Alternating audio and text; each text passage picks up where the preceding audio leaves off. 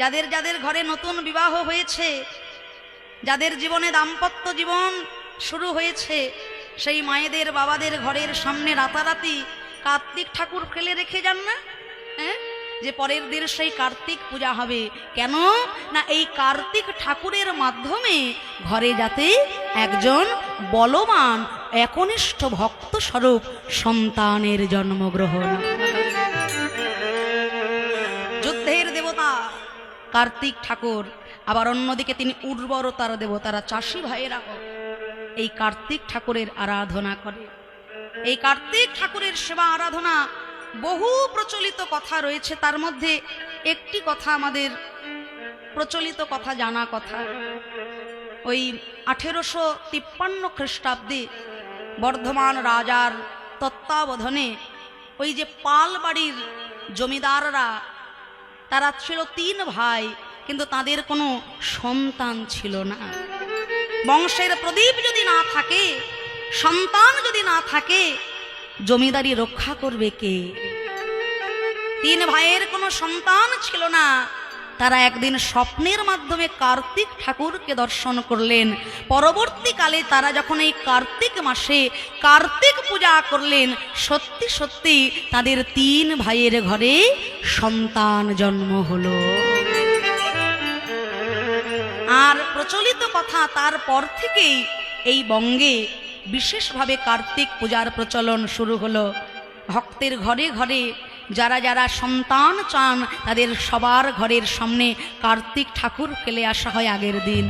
আপনাদের উদ্দেশ্যে একটা কথা জানিয়ে রাখলাম, যাদের ঘরে ছোট ছোট সন্তান আছে, এই কার্তিক পূজার দিন কার্তিক ঠাকুরের উদ্দেশ্যে আপনারা ময়ূরের পালক দান করবেন। আর সেই ময়ূরের পালক বাচ্চার পড়াশোনার ঘরে যদি আপনারা রেখে দিতে পারেন, তার কি হবে? পড়াশোনায় মনোযোগকারী হবে সে, তার সৌভাগ্য দিনে দিনে স্ত্রী বৃদ্ধি হবে। হ্যাঁ, তাই সুসন্তান পাওয়া কিন্তু ভাগ্যের ব্যাপার বাবা। সন্তানের মতো সন্তান যদি একজন হয়, সেই সন্তানের দ্বারা তার 14 পুরুষ, পিতৃকুলের 7 পুরুষ, মাতৃকুলের 7 পুরুষ, 14 পুরুষ স্বর্গবাসী হয়ে যায়। তাই মা যশোদা গোপালকে সাজিয়ে দিয়েছেন, আর সেই সাজে সজ্জিত গোপাল বনমধ্যে এসে খেলছেন বিনোদ খেলা। তাহলে আজকের খেলা কি না, কাঁধে করা আর কাঁধে চড়ার খেলা। গোবিন্দ আমার দেখলেন ছেঁড়া পাতাটা তার ভাগ্যেই পড়েছে। সবাই বললেন, কানাই তাহলে আমাদেরকে তুই কাঁধে নে। গোবিন্দের কাঁধের উপরে উঠেছে শ্রীদাম সখা। শ্রীদামের চরণ দুখানি আমার গোবিন্দের বক্ষ মাঝে পড়েছে। ভক্ত বৎসল ভগবান আমার চিন্তা করেন, আমি তো কোনোদিন ভক্ত চরণ হৃদয়ে ধরতে পারি না। কত শত ভক্ত আমার চরণ হৃদয়ে মাঝে পেয়ে পূজা করে, কিন্তু আমি তো কোনোদিন ভক্তের চরণ হৃদয়ে মাঝে ধরতে পারি না। এই যে আমি ভক্ত চরণ হৃদয়ে পেলাম, বহুদিনের আশায় আমার পূরণ হলো। আজ আমি কি করব জানো? আমি আর তো চরণ ছাড়ব না, আমি আর তো চরণ ছাড়ব না। আমি ভক্ত চরণ হৃদয়ে পেলাম, বহুদিনের আশায় আমার পূরণ হলো। ভক্ত চরণ হৃদয়ে পেলাম, পূরণ হলো। ভক্ত চরণ হৃদয়ে পেলাম, পূরণ হলো। ভক্ত চরণ হৃদয়ে পেলাম,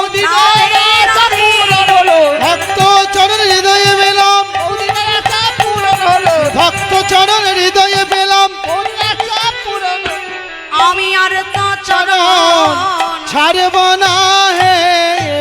শ্রীদামের লইয়া কৃষ্ণ ছুটিতে লাগিল, হরি হরি শ্রীদামের লইয়া কৃষ্ণ ছুটিতে লাগিল, শ্রীদামের লইয়া কৃষ্ণ ছুটিতে লাগিল। আহা পক্ষই আম্র বৃক্ষ তলে আসিয়া দাঁড়ালো, অক্ষয়ামের বৃক্ষ তলে আসিয়া দাঁড়ালো। কানাই দাঁড়া রে দাঁড়া রে, কানাই দাঁড়া রে দাঁড়া রে, দাঁড়া রে দাঁড়া রে, কানাই দাঁড়া রে দাঁড়া রে। অত জোরে ছুটিস না ভাই দাঁড়া রে দাঁড়া রে, অত জোরে ছুটিস না ভাই দাঁড়া রে দাঁড়া রে। কানাই ও কানাই, ওরে দাঁড়া, ওরে ঢের হয়েছে খেলা, দাঁড়া দাঁড়া ভাই দাঁড়া, খেলিতে বিনোদ খেলা।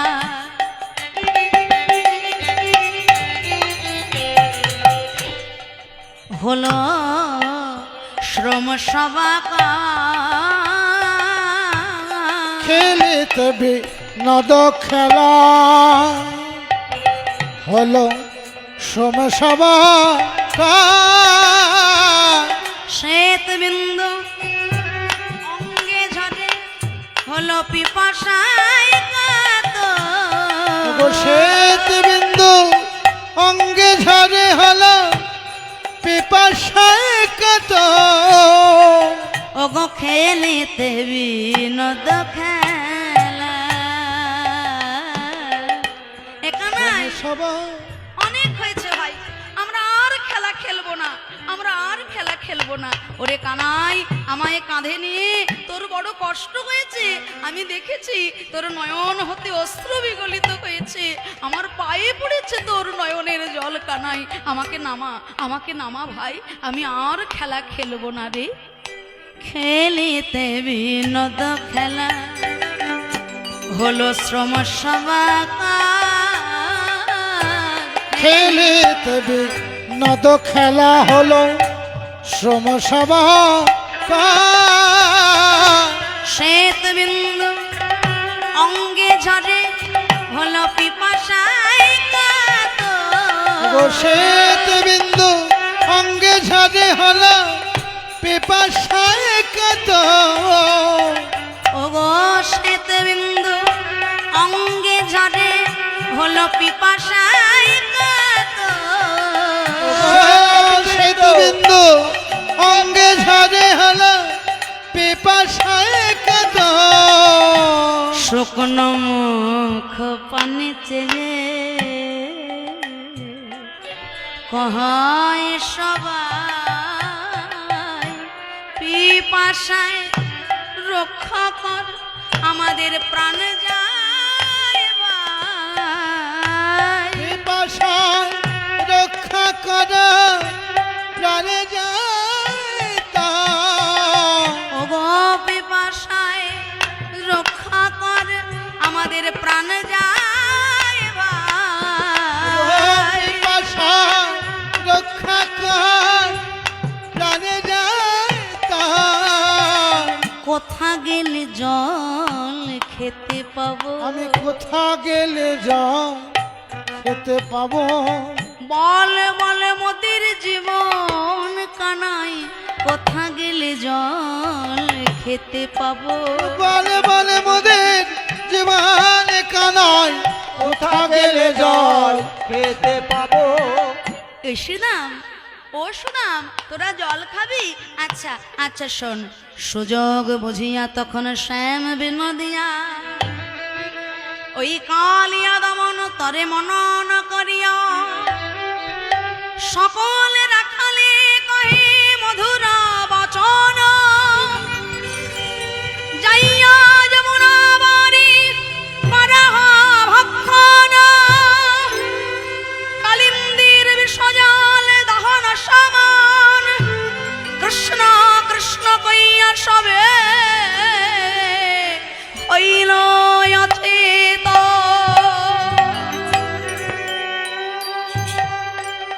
কানাই কানাই, আহা, এই কালিন্দির বিষ জল, এতে না জানি কত বিষ আছে। কালিন্দির এই বিষ জল পান করে বিষের জ্বালায় ছটফট করতে করতে সখারা বলছে, কানাই রে, আমরা যে মরে যাব, তাতে আমাদের কোনো দুঃখ নাই, কিন্তু একটা দুঃখ রয়ে গেল, মরণের আগে কৃষ্ণ বদন কৃষ্ণ চরণ দর্শন হলো না। অন্তর্যামী শ্রী গোবিন্দ আমার মনে মনে বড় কষ্ট পাচ্ছেন। আজকে যদিও তিনি লীলা প্রকাশ করার জন্য, নূতন লীলা প্রকাশের জন্য সখাগণকে পাঠালেন ওই কালিন্দীর তীরে, আজকে গোবিন্দ আমার একটি নূতন লীলা প্রকাশ করবেন। কেন জানেন? আজকেই কেন? কেননা আজকে দাদা বলরামের আবির্ভাব তিথি। হ্যাঁ, মানে যেদিন কালীয় দমন লীলা হয়েছিল সেদিন ছিল দাদা বলরামের আবির্ভাব জন্মতিথি। তা প্রত্যেক দিন দাদা বলাই সঙ্গে আসেন। কালীয় দমন তো দূরের কথা, কালিন্দীর তীরেই আমাকে দাদা কোনোদিন যেতে দেননি। কালীয় দমন হবে কেমন করে?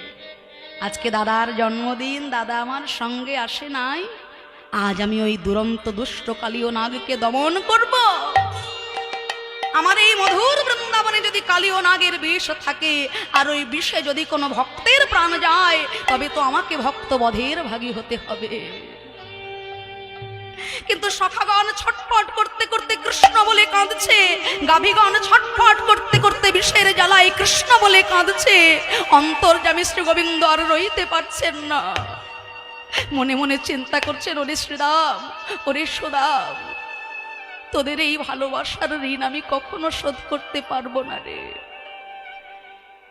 এই বৃন্দাবনে তোরা যে আমাকে কত ভালোবেসেছিস। সখা শুদ্ধ সখ্য ভাব স্কন্ধে আরোহণ, তুমি কোন বড় লোক, তুমি আমি সম।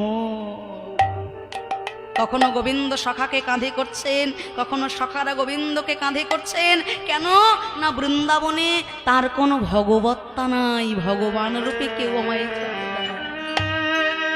আমি কারোর কাছে সখা, কারোর কাছে বন্ধু, কারোর কাছে পুত্র, কারোর কাছে প্রিয়তম। সখারা বনে যখন নতুন কোনো ফল পাকে, সেই ফল আগে নিজেরা সেবা করে নেয়। বনে যখন নতুন কোনো ফল পাকে, সখারা আগে সেই ফল নিজেরা মুখে দেয়। কেন? সেই ফলের স্বাদ আস্বাদন করার জন্য না, না, ওই নতুন বৃক্ষের নতুন ফলে যদি কোনো বিষ থাকে, সেই বিষ খেয়ে আগে আমাদের প্রাণ যায় যাক, কিন্তু আমাদের কানাইয়ের যেন কোনো ক্ষতি না হয়ে যায়। কেননা আমরা যদি মরে যাই, কানাই আমাদেরকে বাঁচাতে পারবে, কিন্তু আমাদের কানাইয়ের যদি কিছু হয়ে যায়, আমরা তাকে রক্ষা করতে পারবো না। মাতা মরে পুত্র জ্ঞানে করেন পালন, অতিহীন জ্ঞানে করেন তাড়ন ভৎসন। আমি যখন গোষ্ঠে যাই, মাতা যশোমতী নিজ বাম চরণের ধুলি নিয়ে আমার মাথায় তুলে দেন। পারবো আমরা? কখনো না। মা যশোমতী নিজের বাম পায়ের ধুলো গোপালের মাথায় দিয়ে দেন। কেন জানো? গোষ্ঠে গিয়ে যেন আমার গোপালের কোনো অমঙ্গল না হয়। যিনি অমঙ্গল হরণকারী, বিঘ্ন ঘরণকারী, ভয় যাকে দেখলে ভয়ে পালিয়ে যায়, যিনি বিপদ ভঞ্জন মধুসূদন, তার বিপদ আটকাতে মা যশোমতী তার বাম পায়ের ধুলো নিয়ে গোপালের মাথায় দিয়ে দেয়। প্রিয়া যদি মান করি করয়ে ভৎসন, বেদ স্তুতি হতে সেহ হরে মোর মন।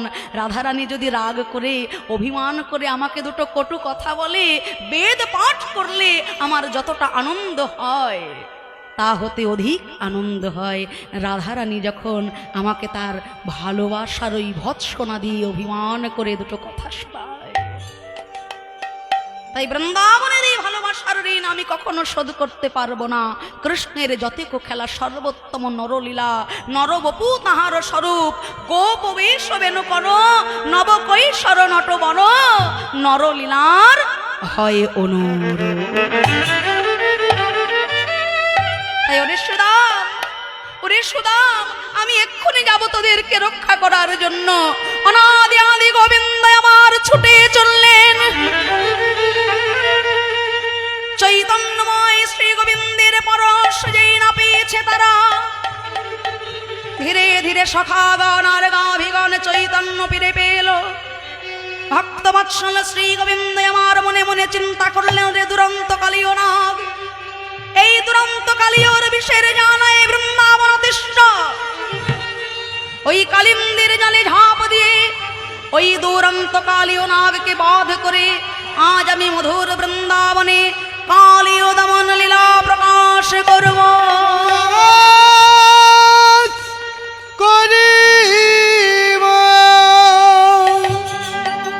হরি হরি বল।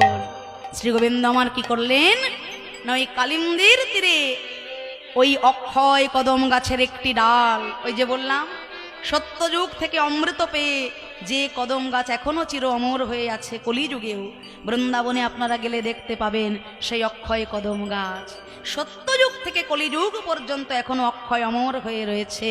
সেই কদম গাছের ডালের উপরে দাঁড়ালেন শ্রী গোবিন্দ আমার, আর কি করলেন, হেরি যদুনন্দন দুষ্ট দর্প বিনাশন, হেরি যদুনন্দন হরি হরি বল।